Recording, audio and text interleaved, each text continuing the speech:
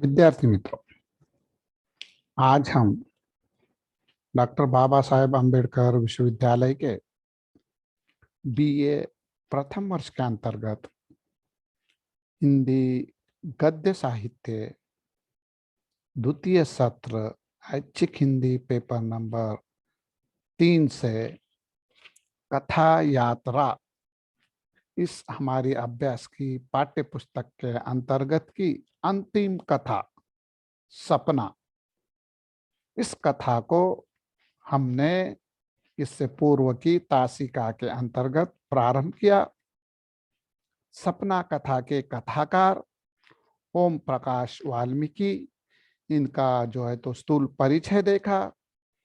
उनके परिचय के पश्चात हमने सपना इस कहानी की जो है तो थीम, या दूसरे शब्दों में हम कहेंगे इस कहानी का संकेत, या इस कहानी की जो है तो क्या है महत्वपूर्ण बात आप लोगों के सम्मुख अपने भाषा में रखी। अब हम सपना कथा को सविस्तार जो है तो आप लोगों के सामने क्या रखने जाने वाले हैं।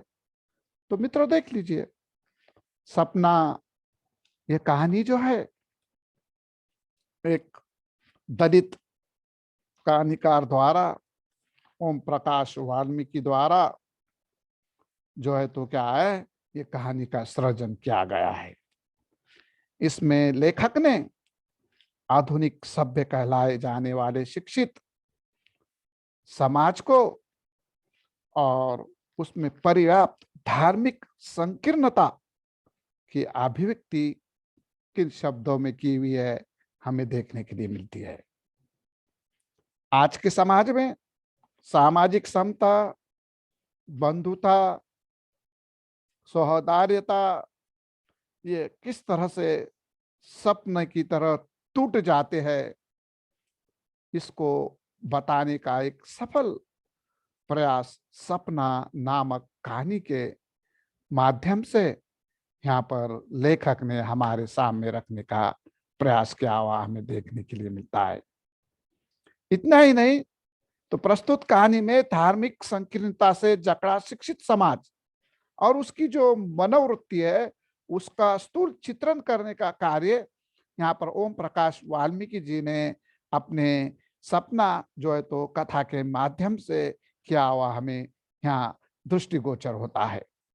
जो अभी भी पुरातन मान्यताएं, रूढ़ी परंपराओं और जो मानवीय व्यवहार है उसको लेकर जो है तो निचले तबके के दलित लोगों के साथ उसका किस प्रकार का नजरिया होता है, इसको भी उन्होंने इस कथा के माध्यम से जो है तो हमारे सम्मुख रखने का क्या है प्रयास किया हुआ है। तो मित्रों, मैंने आपको इससे पूर्व ही जो है तो सपना कहानी का आगाज किस प्रकार होता है और किस तरह से वहां पर एक के बाद एक अफसर आते हैं और अपना अच्छा कार्य करते हैं और उसका परिणाम क्या होता है वो जो है तो उसका संकेत दिया था।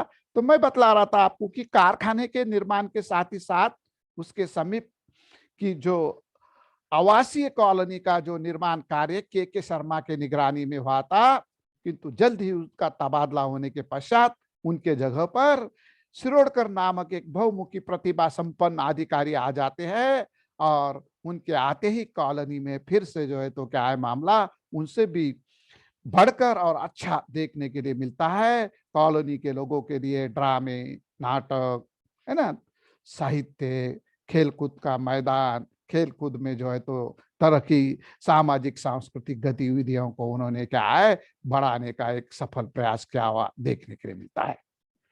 देख लीजिए, कॉलोनी प्राय आजकल हमारे शहर में भी जो है तो हमारा जो मूल शहर होता है उससे हट कर क्या है दूर दराज एक शहर के जो है तो किनारे पर जो है तो क्या है कॉलोनियां निर्माण होती है। अब जैसे कि मैं जहाँ रहता हूँ, मेरी कॉलोनी भी जो है तो क्या है एक जमाने में तो यहाँ पूरा जंगल था। कुछ लोग तो इसको क्या है मल्ला कहते हैं, है ना, मराठी में मड़, माड़ा माड़ा बोलते, यानी कि एकदम अच्छा अच्छी जमीन थी जहाँ जो है तो फसल वगैरह बहुत बड़े पैमाने पे आती थी। आज वहाँ क्या है, बस्ती हुई हुई है। तो हर कॉलोनी जो है तो क्या है, शहर से दूर हुआ करती है। और जब इस प्रकार की औद्योगिक उसमें जो है तो क्या है, संपन्नता आ जाती है, कारखाने वगैरह निर्माण होते हैं, तो कारखाने के हिसाब से ही उसके नजदीक जाए जो है तो बस्ती बस जाती है, ताकि वो बस्ती वालों को कारखाने में काम करने के लिए, आने जाने के लिए क्या है, सुविधा प्राप्त हो।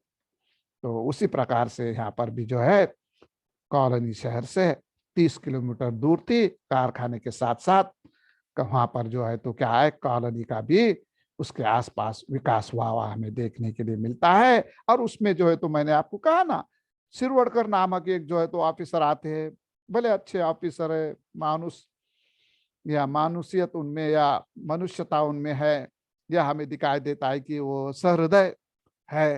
वो सबको संग लेकर, सबको, चाहे वो हिंदू, मुस्लिम, सिख, ईसाई कोई भी हो, सबको आपस में जो है तो भाई भाई की तरह देखते हैं। और उनका जो है तो क्या है, दृष्टिकोण जड़ा एक व्यापक और आदर्श सपना जो है, वहां पर कॉलोनी में जो है तो मंदिर, मस्जिद, गुरुद्वारा और चर्च बनाने का है। तो प्राय वो संध्या समय जब घूमने के लिए जाया करते थे, अक्सर अपने पत्नी के साथ वो संध्या समय ही टहलते थे। और टहलते टहलते जो है तो उनके बंगले के सम्मुख जो राष्ट्रीय महामार्ग है, उसके समीप जो एक जमीन है जो कॉलोनी के लिए इससे पूर्व खरीदी हुई थी, और वहां पर जो है तो कॉलोनी बसी हुई थी, उस जमीन पर कुछ ना कुछ अच्छा कार्य करने की उनकी जो है तो तमन्ना थी, उनका सपना था। और उस सपने को पूरा करने के लिए यहाँ पर जो है तो रचनाकार ने सपना, इस शीर्षक की सार्थकता हमारे सामने प्रस्तुत करते हुए उनके सपने को जो है तो किस तरह से हमारे सपना कथा के माध्यम से सम्मुख लाने का प्रयास किया हुआ है, ये भी आप देख सकते हैं। तो देख लीजिए मित्रों कि खाली पड़ी हुई जगह पर वो जो है, जब भी संध्या समय टहलते थे तो उसके करीब के एक पुलिया पर बैठकर वो यहाँ क्या बनाना चाहिए इस पार वो सोचा करते थे। तो उनकी पत्नी ने उन्हें यूं ही कहा सहज कि भाई कॉलोनी में तो तमाम चीजें नजर आ रही है, केवल यहाँ मंदिर नहीं है। और मंदिर न होने की बात वे बताती है उन्हें, इस खाली जगह पर तुरंत मंदिर ही नहीं अपितु आदर्श जगह बनाने का वो सपना देखते हैं। और वे कहते हैं कि हाँ, मंदिर, मस्जिद, गुरुद्वारा, चर्च आदि बनाने का निश्चय कर लेते हैं। अगले दिन वो जो है तो अपने कॉलोनी के जो है तो जिम्मेदार जो शख्स है, या उनको जो सज्जन लोग लगे, अच्छे लोग लगे, है ना, उनकी जो है तो एक मीटिंग बुलवा लेते हैं। उसमें जैसे हमें दिखाई देता है कि कहा ना उन्होंने, मंदिर, मस्जिद, गुरुद्वारा और चर्च, तो इस हिसाब से जो है तो 4-5 समाज के लोगों को एक इकट्ठा कर लेते हैं, उनसे गुफ्तगू करते हैं, उनसे मीटिंग कर लेते हैं, जिसमें बशीर अहमद मस्जिद के लिए मुस्लिम समाज से, सरदार कृपाल सिंह ये जो है तो गुरुद्वारे के लिए हमें दिखाई देता है सिख परिवार से, और नटराजन ये जो है तो हिंदू मंदिर के जो है तो दृष्टिकोण से, और मैथु जो है तो चर्च के लिए, ऐसे जो है तो लोगों की वो जो है तो क्या है, वहां पर मीटिंग बुलवा लेते हैं। सबको अपने अपने समुदाय के उप समितियां बनाकर मंदिर, मस्जिद, गुरुद्वारा आदि जल्द बनाने के लिए वो क्या है, वहां पर कहते हैं। सभी समितियों में जो है तो क्या है, अपने अपने कार्य को लोग लगने के लिए प्रारंभ हो जाते हैं। सबसे पहले वहां पर गुरुद्वारे की नींव पड़ती, देख लीजिए, सिख भाइयों ने पहल कर दी और गुरुद्वारे की वहां पर क्या है, नींव पड़ गई। भगवान घाड़ेकर ने शिरोडकर से मिलकर और अपने यत्नों से बौद्ध विहार समिति की स्थापना की, और प्रत्येक पूर्णिमा को आरक्षित जगह पर बौद्ध वंदना होने लगी। किंतु हमें दिखाई देता है कि सब अपने अपने मजहब के हिसाब से जो है तो अपनी अपनी जो स्थान निश्चित किया गया वहां पर जो है तो प्रार्थना आराधना करने लगे, किंतु मंदिर निर्माण का कार्य अभी भी आरंभ न हो सका। शिरोडकर ने उनकी मीटिंग लेकर निर्देश दिए, पर नटराजन और सुनील कुमार सिंह के बीच मूर्ति किस भगवान की हो, इस बात को लेकर विवाद होता है। नटराजन बालाजी की मूर्ति की स्थापना करना चाहते थे, बालाजी का मंदिर बनवाना चाहते थे। तो हर कोई सदस्य अपने अपने आराध्य का मंदिर चाहता था। इस परिस्थिति में कोई हल न निकल पाया। इसी बीच जो है तो सिरवड़कर का तबादला हुआ और उनकी जगह राधा स्वामी आ गए। देख लीजिए, सर्वप्रथम हमने देखा के शर्मा, ये जो है तो अधिकारी अफसर आए।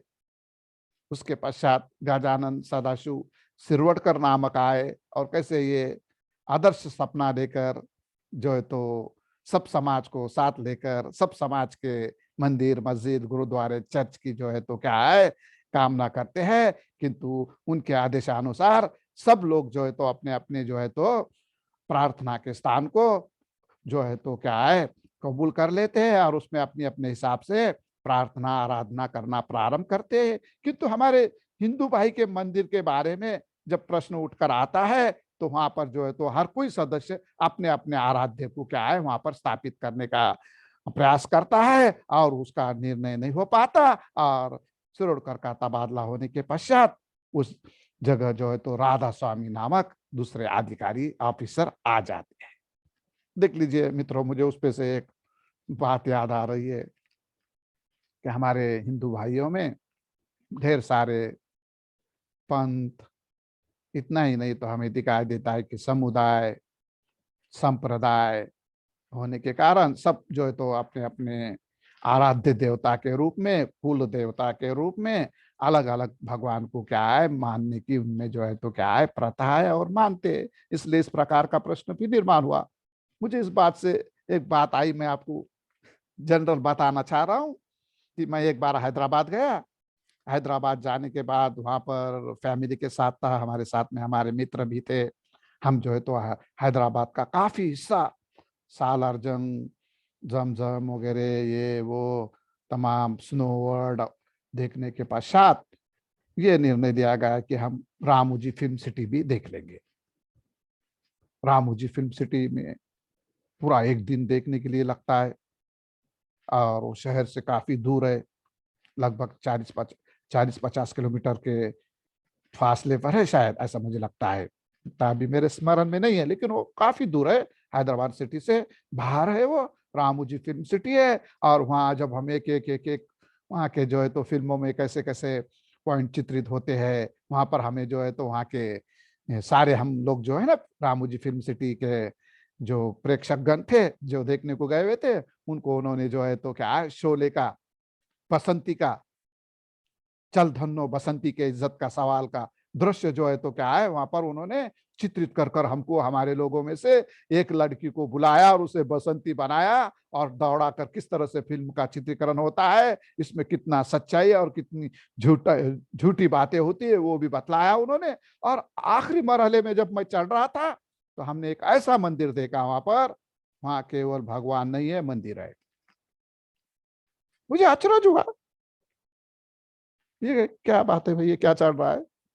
तो उन्होंने कहा कि भाई डायरेक्टर जो है ना सब एक विचार के नहीं है, सब अलग अलग जहन के हैं। जो डायरेक्टर आता है उसका जो आराध्य देवता होता है उसकी मूर्ति लेकर आ जाता है और वो मंदिर में रख लेता है और वो मंदिर जो है तो वो भगवान का हो जाता है। अभी फिल्म दुनिया में ऐसा चलता है, हकीकत में तो हम ऐसा नहीं कर पा सकते ना।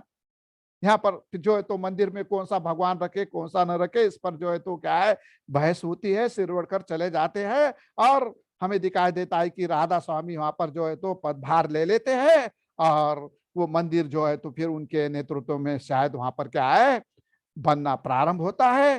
नहीं, शायद नहीं, होता ही है। तो वो देख लीजिए किस प्रकार क्या होता है और वो किस तरह से उन्होंने सपना देखा था शिरोडकर जी ने, और वो सपने का क्या हश्र होता है ये कहानी के अंत में हमें क्या है पूरा स्पष्ट होने वाला है। देखिए नटराजन ने राधा स्वामी द्वारा बालाजी के मंदिर का प्रस्ताव पारित किया। चंदा उगाही के लिए नटराजन ने एक समिति बनाई। ऋषिराज नामक कारखाने में काम काम करने वाले वर्कर को खूब दौड़ाया, धूप कर चंदा इकट्ठा करने लगाया। उसका मित्र विनय मंदिर की जगह जहां है वहां कॉलेज की आवश्यकता पर बल देता रहा। ऋषि का पड़ोसी अनिल कुमार गौतम भी उसका खूब साथ देता था। और इस प्रकार का कॉलोनी वाले लोगों ने भगवान का कार्य है ना, और मंदिर का कार्य है बोलकर बढ़ चढ़कर उसमें हिस्सा लिया। खूब धूप कर उन्होंने चंदा इकट्ठा किया, खूब भागे दौड़े उसके लिए, जो है तो पूंजी जो आवश्यक थी वो इकट्ठा की और मंदिर का वहां पर निर्माण हुआ। किंतु उसमें से एक ऐसे भी सज्जन थे जो विनय नामक, वो कहते थे कि मंदिर की उसकी क्या जरूरत है, आजकल क्या विद्या मंदिर होना चाहिए। वहां पर जो है तो कॉलेज की आवश्यकता पर बल देते रहे, लेकिन उनका किसी ने माना नहीं और सर्वसम्मति से वो मंदिर के लिए स्थान निश्चित हुआ था। और उसी के अनुरूप जो है तो उसके लिए धनराशि भी इकट्ठा हुई और उनके पड़ोसी वगैरह ऋषि ने, अनिल कुमार गौतम ने खूब साथ दिया। उनके परिश्रम से मंदिर का निर्माण क्या है, हो जाता है। मंदिर में बालाजी की प्रतिमा की प्राण प्रतिष्ठा का आयोजन निश्चित होता है।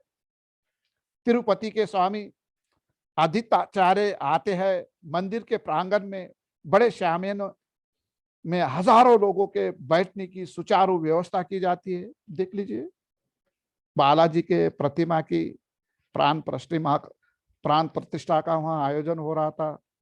खास तिरुपति से वहां के जो है तो एक आचार्य को मनोनीत किया गया था। कॉलोनी के और ग्राम के, गांव के, शहर के जो है तो सम्माननीय प्रतिष्ठित अतिथिगण, समाज सेवक, राजनायक, अफसर, तमाम लोग वहां पर जो तो इकट्ठा हो रहे थे। इसलिए क्या है, मंदिर के प्रांगण में एक बड़े शामियाने का क्या है तो मंडप का जो है तो बंदोबस्त किया गया था। हजारों लोगों को बैठने की वहां क्या है सुचारू रूप से व्यवस्था की गई थी। कॉलोनी के इक्का दुक्का लोग वहां पर आना प्रारंभ हो गए थे। गौतम अपने परिवार के साथ जल्द ही आकर पंडाल में सामने बैठ गया।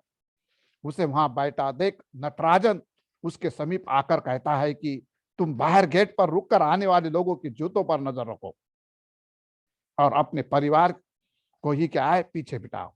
देख लीजिए नटराजन का जो दृष्टिकोण है गौतम के बारे में, क्योंकि गौतम जो है तो दलित है और वो एससी है और वो पिछड़े जाति का है, तो उसने आगे बैठना उचित नहीं है। ऐसा वो जो है तो अपने मन के अंतर्गत की जो रूढ़ी है, परंपरा से सदियों से जो आई हुई बातें हैं उसको जो है तो क्या है उगल देता है और उससे कहता है कि तुम क्या है आने वाले लोगों के चप्पलों पे नजर रखो और तुम्हारे परिवार को भी क्या करो, आप यहां से लेकर बाजू में चले जाओ।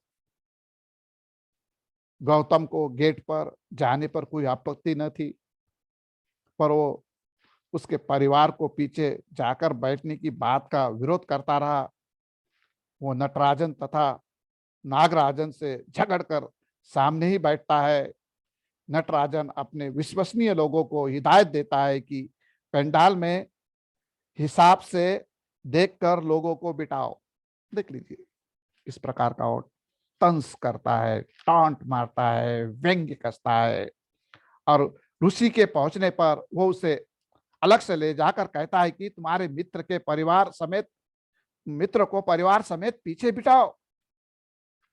ऋषि भी इस बात पर आपत्ति जताता है। नटराजन कहता है कि गौतम यसी है, उन्हें पूजा अनुष्ठान में सामने नहीं होना चाहिए। ऋषि इस बात पर विरोध करता है कि जब मंदिर निर्माण में वो अपना खून पसीना बहा रहा था तब आपने आपत्ति क्यों न ली, मंदिर निर्माण में उसका सहयोग है।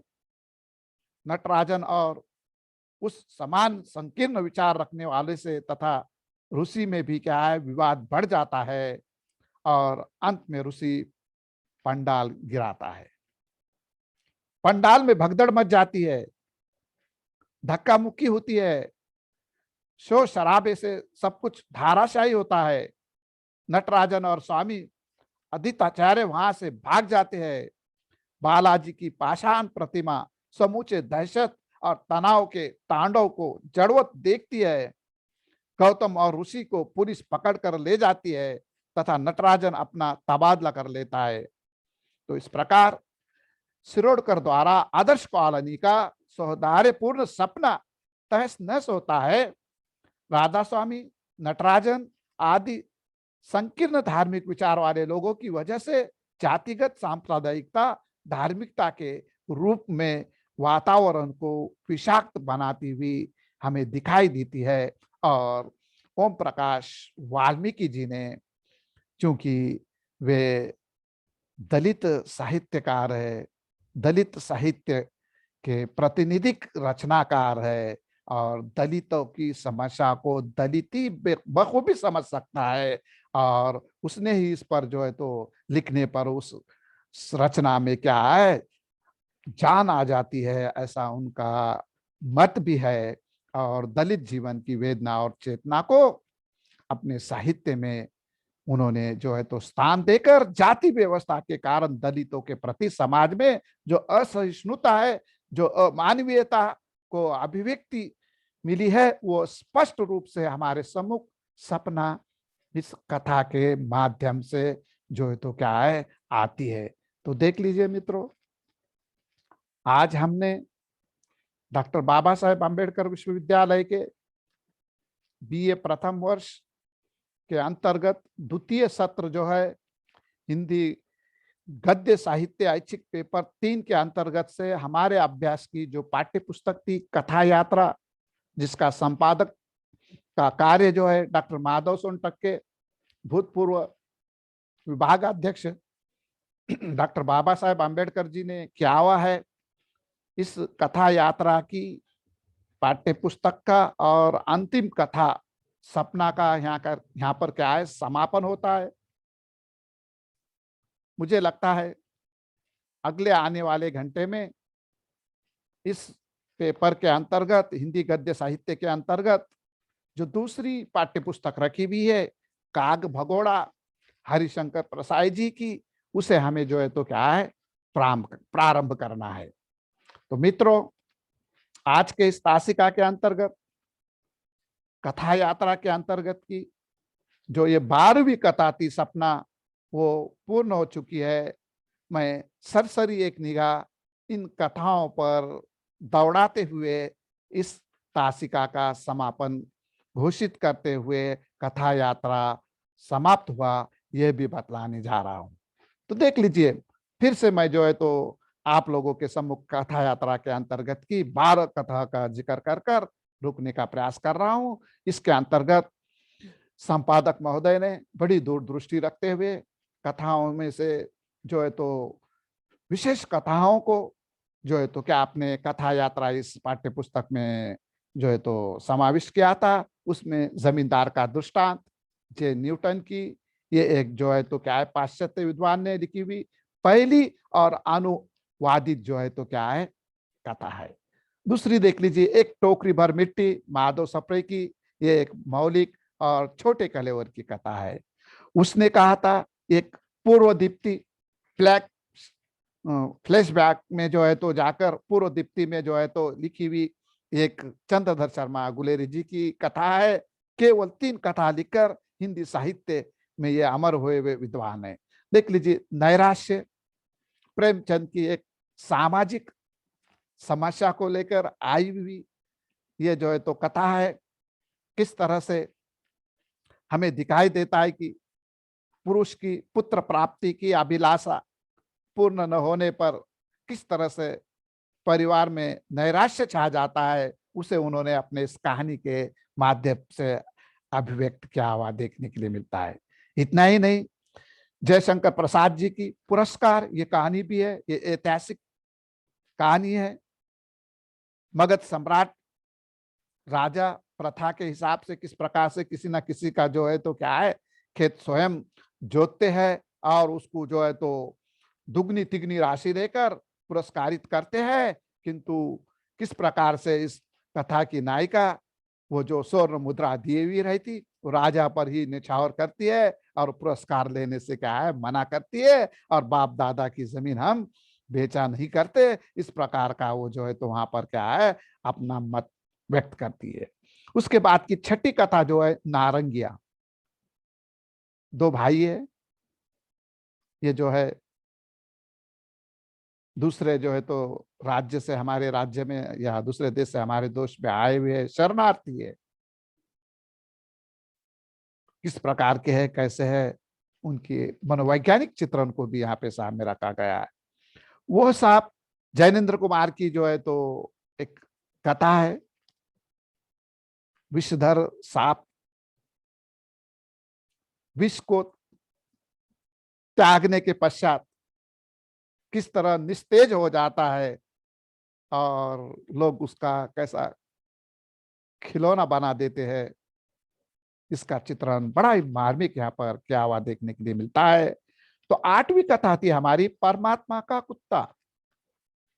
परमात्मा का कुत्ता ये जो है बंटवारे के बाद, अलगोजे के बाद, तकसीम के बाद, हिंदुस्तान पाकिस्तान अलग होने के बाद कुछ विद्वान इधर से पाकिस्तान गए, पाकिस्तान से कुछ लोग इधर आए, आने के बाद सरकार ने उनको जो है तो उनके रोजी रोटी के लिए जो जमीन, जो घर दार जो मुहैया कराया हुआ है ना, तो उसमें किस प्रकार की धांधली, करप्शन, भ्रष्टाचार, ऑफिस के चक्कर काटना और किस तरह से जो है तो जमीन देकर भी वो जमीन कुछ उपजाऊ न होने के कारण जीवन यापन की ट्रेजेडी को वहां पर सामने रखते हुए ये इधर से उधर हुए हुए लोगों की जो है तो आजादी के पश्चात जो समस्या है, त्रासदी है, उसको यहाँ पर उन्होंने बयान किया हुआ है।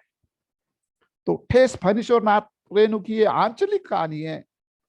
आंचल की, ग्राम की, गांव की बेटी, उसके साथ जो मायके वाले, ससुर वाले मायके से लाने के लिए जो चीजें मांगते हैं, तो ये कलाकार जो है तो उस सिरचरण जो कलाकार है, ठेस कहानी का नायक है, वो जो है तो कलाकार कलाकार होता है और उसके अहम ठेस पहुंच जाता है, तो वो किस प्रकार से तिलमिला उठता है और किस तरह का कार्य करता है उसका चित्रण कर कर, किंतु उसे जो ठेस पहुंची है, उसके ससुराल वाले से गांव की बिटिया को ठेस न पहुंचे, इसका बंदोबस्त करने वाली एक आंचलिक कहानी रेणु जी की है।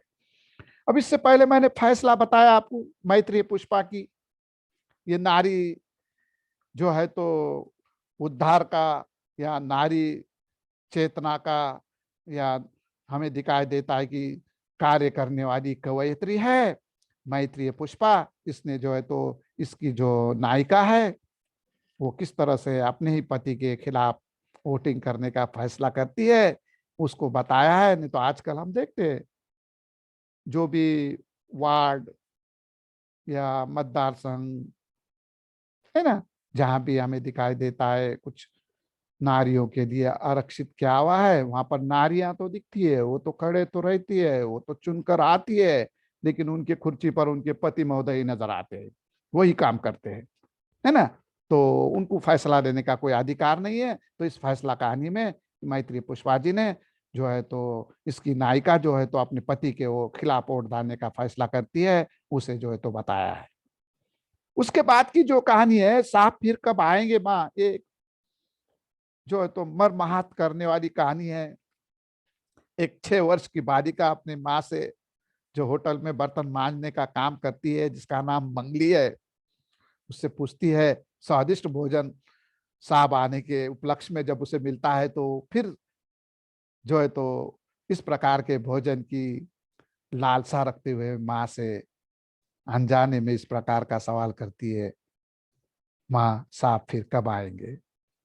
और सपनाकारी तो अभी अभी मैंने आप लोगों के सम्मुख रखी है, किस तरह से समाज में दलित समाज के प्रति जो है तो उच्च भ्रू समाज का जो है देखने का दृष्टिकोण है, उनकी जो संकीर्णता है, उनका जो है तो मामला हमने यहाँ पर आप लोगों के सम्मुख रखने का क्या है प्रयास किया हुआ हमें देखने के लिए मिलता है। और शिरोडकर द्वारा आदर्श कॉलोनी का जो सौहार्दपूर्ण सपना था, वो किस प्रकार से तहस नहस हो जाता है, इसका जो है तो एक अनोखा उदाहरण हमको सपना इस कथा के माध्यम से देखने के लिए मिलता है। तो विद्यार्थी मित्रों, आज के लिए इतना काफी है और कथा यात्रा का समापन हो गया और सपना कथा का भी यहाँ पर समापन हो गया और हम जो है तो क्या है यहाँ पर विराम लेते हैं। धन्यवाद।